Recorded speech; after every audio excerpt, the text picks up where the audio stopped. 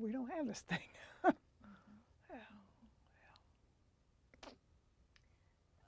How has it changed the way you think about yourself and your family? Yeah.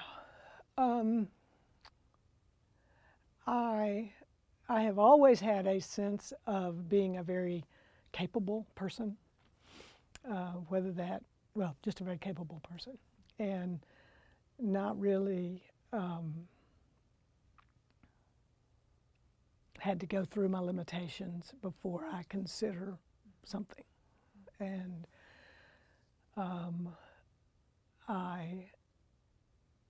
the side effects of some of the meds very much have me so that I will sort of think, well, do I really want to get down on the floor right now?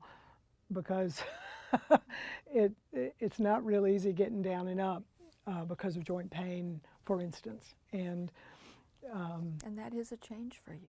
That is very much a change. Very much a change. Very active person, gardener, sort of as much as you can be at 60, athletic seeming. But also, I was sort of a driver, I think. Push through. You can, and I'm thankful that I have, because I think it is what's best. But I have had to learn, when you're tired, it's okay to take a nap. And I now have actually even come to, sort of all of my friends know there's a window of time. They probably ought not call me because I will maybe napping. I decided to retire earlier than I had initially intended, and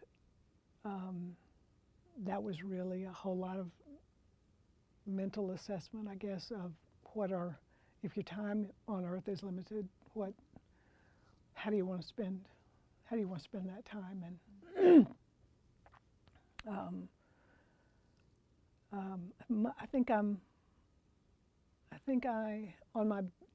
when I'm my best, I think I'm very much more aware of and appreciative of simple things, kindnesses.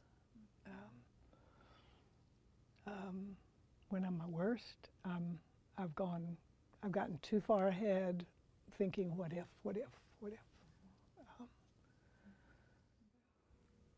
So it sounds like there's a contrast between being able to be present and, as you said, appreciate the kindnesses, be in the time that you have, and that kind of recentering is helpful.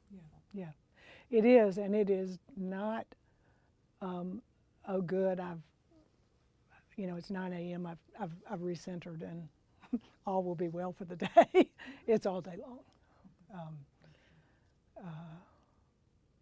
But yes, it is. It's not just helpful; it's imperative.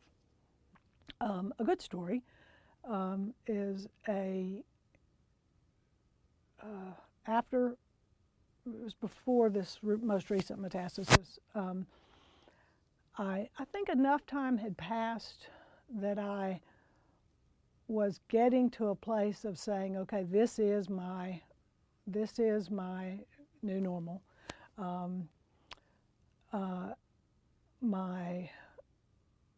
think I had just retired or was contemplating retirement and sort of giving up that sense of my identity, which is not trivial. No. And my daughter was pregnant with my first grandchild, and I was having a whole lot of trouble. I was weepy often. I was, worried about whether I would ever meet my grandchild. I was wondering how I would deal with retirement, and what would I do with my time. You've used the phrase a couple of times, new normal, and you made the comment that's kind of overused. And I think I'd really appreciate it if you would talk more about that. Yeah. I think there have been times when I felt as if either I wanted to or others wanted to reduce my disease process to being a linear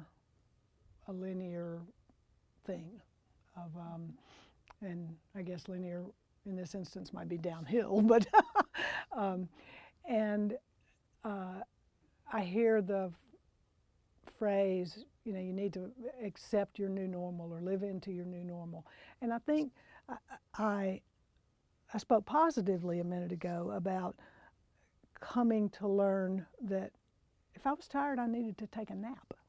And if somebody asked me to do something that I didn't feel like I was emotionally sort of in the right place to be able to do it, it was okay to say, not today. And so I think that's a good part of sort of accepting a new normal. But I do think that there's a little bit for me of, well, this is all there is. It's a negative. The new normal is this, and it includes this loss and that loss, and I think life's more dynamic than that. And that's a really interesting insight. You know, and it may have to do with the phrase we have of accept the new normal, as if you don't try to move it in a direction that's more consonant with who you are, but just, okay, well, this is all I've got. This is going to be it. It seems stagnant instead of dynamic. And but I'll also, again, I'm repeating myself, but I do really think a part of my own mental health has been giving in a bit to, there's some things I can't control, and I need to understand how to respond to those in a way that's helpful. And so I guess that is accepting a new normal, because I was not a napper, and my naps are very important to me now. And something else I've heard you say is that the idea that there is a trajectory, whether it's always up or down, or that has not been your experience, that it's, you know, kind of up and down and circling back around to a concern, and that, because I think that's, there's an idea that there should be a trajectory, a path through, and that's just not what I hear with people that are reflecting on their experience. No, I hope, and I think I'm one of the people who has reiterated that. I see it as sort of cyclical, and that can be frustrating, because it's like, well, gosh, did I not learn that lesson yesterday? Why am I doing it again today? And you know, that may just be life, but it very much, for me, and again, when I talk about the side effects of the medicine, much of what I struggle with or deal with on a daily basis is not directly that my cancer is causing a particular, me to feel a particular way or causing me a particular something. I think that the things that I deal with daily are more the side effects of the medicine. And but I have good days and bad days, and so there's a little bit of a, do I feel good enough to play golf today? Yeah, I do. Or I think I'll skip this hole. or is today just kind of a stay in your pajamas day and watch television? And so I think that the lack of trajectory sometimes is, again, it's that self-care and that's awareness and trying to pay attention. But I don't feel the same way every day. And I usually get myself in a little bit of trouble when I ignore how I'm feeling.